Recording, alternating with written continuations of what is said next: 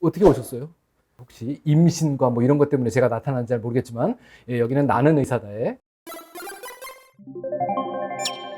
노노 산부인과라고 엄청난 채널이 있습니다. 그쪽에 오시면 다양한 이 산부인과에 관련된 정보를 보실 수 있으니까 요거 다 보시고 구독과 좋아요 누르신 다음에 나는 의사다 메인 채널로 가시면 될 것 같습니다.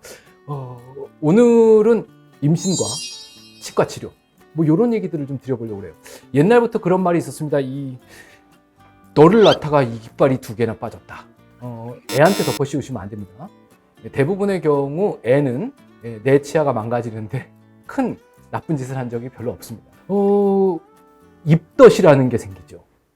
그러면 이제 속이 느글느글 하다가 이렇게 토합니다. 이게 제 영상 보신 분들은 알겠지만 치아에 가장 안 좋은 건 산입니다. 그래서 임산부 중에서는 이 입덧이 되게 심하신 분들 같은 경우에 산에 의해서 치아가 부식되는 현상들을 가지고 계신 분들이 상당히 많이 있어요. 그런데 안타깝게도 이거를 어떻게 고치기가 참 어렵습니다.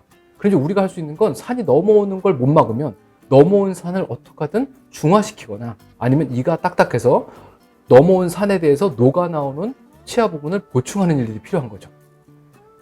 그래서 임신 기간 중에는 칫솔질을 정말 깨끗하게 잘 하셔야 됩니다. 그 다음번에는 코가 자꾸 막혀요. 그래갖고 하루 종일 코를 풀어대고 킁킁거리면서 임신 기간을 보내시는 분들이 꽤 있습니다. 그렇게 되면 입으로 숨을 쉬어야 되는데 살아야 되니까 입으로 숨을 쉬면 입이 말라요. 마르면 음식물이 쫙쫙 말라서 붓습니다. 그래서 입안에서 충치나 잇몸 질환이 생길 가능성이 되게 높아지는 거죠. 그래서 우리가 이때 해야 될 되게 중요한 부분은 잘 닦으시는 거 외에 불소로 된 치약을 꼭 쓰시는 게 정말 중요합니다. 이런 얘기하면 또 불소를 먹으면 애한테 영향력이 있지 않느냐 또 이런 거 걱정하시는 분들이 있는데 제가 우스갯소리로 일단 말씀드리지만 치약 안에 들어있는 불소양 때문에 걱정하실 거면 마카롱이라든가 하시면 안 됩니다. 사실은요. 임신 기간 중에는 호르몬 수치가 엄청나게 변합니다. 우리가 잘 알고 있는 남자인 저도 알고 있는 치과의사인 저도 알고 있는 여성 호르몬 두 종류가 있죠. 엄청나게 증가를 합니다. 이 호르몬들이 엄청나게 증가하면 몸에 있는 항상성이라는 데 변화가 생기게 되고요. 아주 대표적으로 치과적으로 볼 수 있는 건 혈관의 투과성이라는 게 늘어난답니다. 혈관의 투과성이라는 건 혈관에서 물이 좀 잘 빠져나온다는 거죠. 붓는다는 얘기입니다. 임신성 치은염이다 이렇게 얘기를 합니다. 근데 놀랄 정도로 많이 보여요. 또 다른 거 하나는 이렇게 얘기하면 좀 슬플 수도 있지만 우리 몸에는 이물질이 들어오면 그놈하고 싸워서 이기려는 몸의 보호작용이 있습니다. 이걸 보통 우리가 면역이라고 얘기하고 있는데요.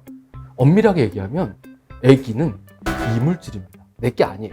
절반은 남의 거하고 섞인 거거든요. 그러니까 우리 몸에서는 이게 이상하게 생겼어요. 근데 자꾸 커. 그럼 어떡하죠? 싸워서 이기려는 성질이 있거든요. 근데 그러면 안 되지 않습니까? 그러니까 몸에서는 이게 이물질이 아니야 라고 이게 좀 진정시키는 역할을 하는 거죠. 이거를 의학적으로 봤을 때는 면역 반응에 있어서의 약간의 억제가 일어나는 겁니다. 그럼 잇몸 세균에 대해서도 똑같이 반응이 떨어질 수밖에 없습니다. 평상시에는 괜찮을 것 같을 정도의 잇몸 질환인데도 불구하고 임신 중에는 확 붉어져 올라오는 거죠. 근데 우리가 주의해야 될 점은 임신이 죄가 아니에요. 임신 전에 염증이 있었던 겁니다. 그런데 우리 몸의 변화로 인해서 그 염증이 확대가 된 거죠. 그럼 어떻게 하셔야 되죠? 임신 전에 잇몸에 염증이 없어야 됩니다. 그리고 또 하나는 잇몸 세균 중에서도 임신 때만 새롭게 등장하는 새로운 균주가 좀 있어요. 그러니까 여러모로 잇몸 질환에는 안 좋은 거죠. 대략적으로 한 60-70% 정도의 임산부에서 임신성 치은염이 생긴대요. 이 얘기는 70%의 임산부가 이미 잇몸 질환을 가진 채로 아기를 갖는다는 얘기예요.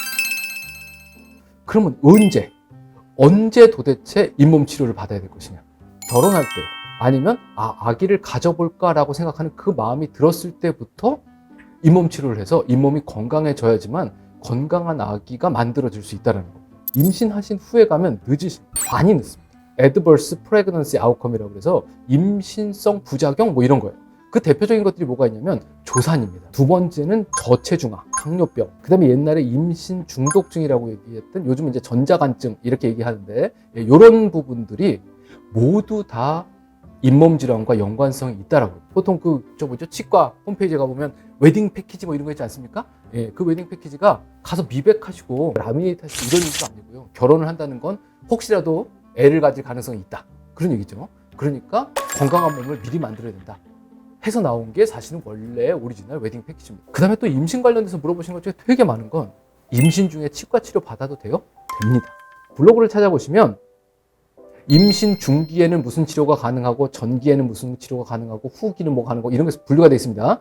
이게 옛날 얘기예요. 대부분 다. 엑스레이 촬영 됩니다. 마취 됩니다. 진통제 드시는 것도 치과에서 처방해 주는 것 중에 약을 제대로 골랐으면 진통제도 가능합니다. 그런데 임신 중에 만약에 내가 사랑니가 너무 아파요. 혹은 신경치료해야 될 정도로 충치가 너무 심해서 너무 아파요. 그럼 이제 우리가 생각해 봐야 될 건 두 가지입니다. 첫 번째, 이 치료를 받으면서 혹시라도 약물이나 이런 걸로 인해서 아기에게 영향을 미칠 게 뭐가 있나. 이게 큰 덩어리 하나. 또 하나는 엄마가 이것 때문에 아프고 못 먹고 힘들고 스트레스 받는 그 몸의 스트레스가 아기한테 전달되는 거 하나. 둘 중에 어느 게 더 클 건가? 그런데 첫 번째 치과 치료는 말씀드린 대로 약물에 의한 반응은 큰 문제가 없어요. 방사선 얘기를 잠깐 해보면 이 방사선 수치라고 얘기하는 게 방사선을 쪼였을 때 우리 몸에 얼마나 방사선을 받느냐 이런 건데 이게 이제 보통 바나나 수치라고도 얘기를 합니다. 바나나를 하나 먹으면 방사능이 0.1 정도의 수치가 들어온답니다. 그런데 치과에서 요만한 조그만 엑스레이 있죠. 요걸 입안에 넣고 그걸 한 장 찍으면 0.2랍니다. 바나나 2개 먹는 거하고 똑같아요. 그 다음번에 이렇게 돌아가는 파노라마 엑스레이가 있습니다. 요거는 10입니다, 수치가. 뭐하고 비슷하냐면요. 날 좋은 날 밖에 나가 서 있는 거하고 비슷해요. 제일 어떻게 보면 수치로 봤을 때 큰 건 뭐가 있느냐? 비행기 타는 거예요. 뭐 예를 들면 동부에서 서부, 미국이죠. 이렇게 한번 날아가면 방사선 수치가 40이랍니다. 그러니까 치과의사 입장에서 추천을 드릴 건 태교 여행이나 무슨 출산 후에 애 데리고 가시는 여행 이런 걸 해외여행을 안 가시는 게 치과 치료 받으시는 거 이거보다 훨씬 더 내 몸이나 애한테 득이 될 수도 있는 거죠. 근데 환자분이 가셔서 이거 임신에 큰 문제가 없어요? 막 이런 거 물어보시면 치과의사 입장에서는 아주 응급 아닌다면 하지 마세요. 그렇게 얘기할 수밖에 없어요. 혹시라도 다른 원인에 의해서 애한테 무슨 문제가 생겼을 때는 치과에서 엑스레이 찍어서 그렇다 라고 오시면 아무리 수치를 들이대도 사실은 이게 설득하기가 쉽지 않을 수도 있단 말이죠. 그 다음번에 약물 같은 경우도 FDA에서 치과에서 쓰고 있는 마취제 큰 문제 없다 라고 이미 얘기가 다 나왔습니다. 그것도 두 종류가 있어요. 혈관 수축제가 있는 놈, 그 다음에 또 없는 놈도 있는데 임신 기간 중에는 그 혈관 수축제가 흘러 들어가면 혹시라도 약간의 자궁 수축이 있을까 해서 그걸 걱정을 했지만 혈관 수축제가 있건 없건 간에 임산부한테 모두 다 적용 가능하다라고. 그래서 우리가 이런 고민들을 하지 않으려면 임신이 계획됐을 때 전반적으로 치과 치료를 모두 다 받으셔야 됩니다. 오늘 여러 가지 얘기를 드렸는데 기본적으로 치과 치료라고 하는 부분은 임신을 준비하고 계시다면 그 전에 완료하셔야 되는 게 맞습니다. 그리고 건강한 산모의 상태를 가지고 임신을 하시는 게 애한테도 내 몸에도 도움이 된다는 거죠.